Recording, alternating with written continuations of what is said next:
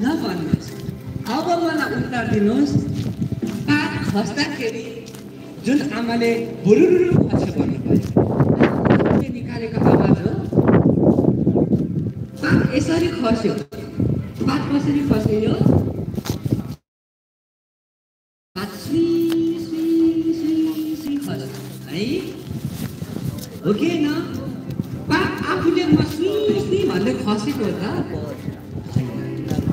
है। अनि पात यसो यसो हुन्छ, यसलाई के भन्नुभयो? नमस्कार। झऱ्यो, कसरी झऱ्यो? झऱ्यो। पातले आफूले निकालेको आवाज हो यो होइन, यो हाम्रो मनले गाएको आवाज। ऊ आफू त झरेको छ, एउटा पोजिसनमा झरेको छ, जसलाई चाहिँ हामीले नाम दियौँ। यसरी झर्नुलाई हामीले के नाम दियौँ?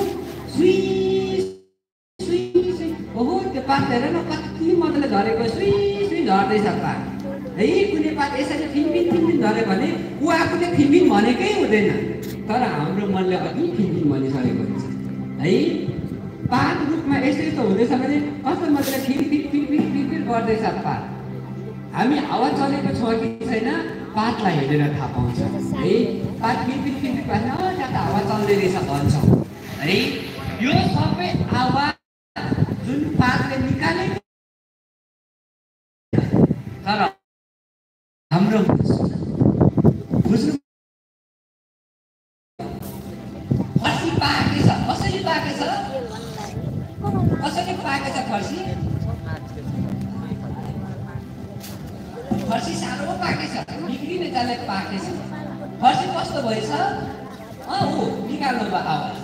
फर्सी आफूले म फ्याक्क भयो भनेको हो त? त्यो हाम्रो केले भनेको? मनले भनेको आवाज हो। फर्सी कसरी पाकेछ? फ्याक्क भयो। कस्तो फ्याक्क भएछ फर्सी? ऊ आफूले भनेकै हुँदैन, तर हाम्रो मनले भनेको हुन्छ त्यो आवाज हो निश्चय। बुझ्नुभयो? बुझ्नुभयो? यही भावहरूलाई चाहिँ समेटेर लेखिएको छ, यहाँ उद्धृत गरिएको छ यो आवाजहरू है। बुझ्नुभयो नि?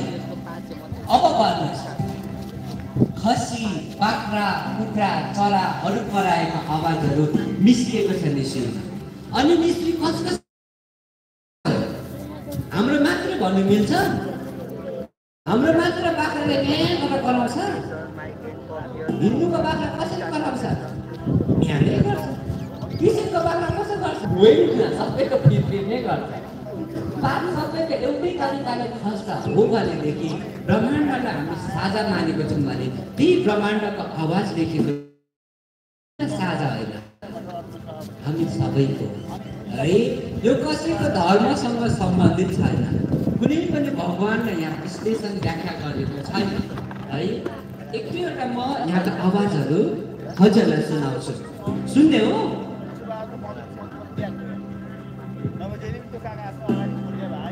सुनौँ ल, यहाँको एक दुईवटा आवाज सुनौँ ल।